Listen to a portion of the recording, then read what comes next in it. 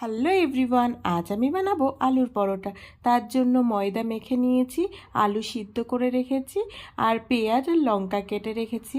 এবার আলুগুলো ভালো করে মেখে নিয়ে গ্যাসের উপর ফ্রাইং প্যান দিয়ে তার মধ্যে তেল দিয়ে, তেলটা একটু গরম হয়ে গেলে পেঁয়াজ লঙ্কা ভালো করে ভেজে নিয়ে তার মধ্যে জিরে গুঁড়ো, লবণ আর হলুদ দিয়ে ভালো করে ভেজে আলুটা দিয়ে দেব।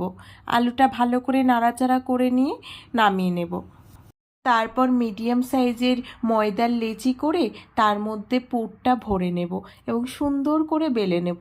হালকা একটু মোটা করে বেলবো, না হলে পুরটা বাইরে বেরিয়ে আসবে। তারপর ফ্রাইং প্যানটা গরম হয়ে গেলে তার মধ্যে রুটিটা দিয়ে প্রথমে দুপাশ সুন্দর করে সেঁকে নেব।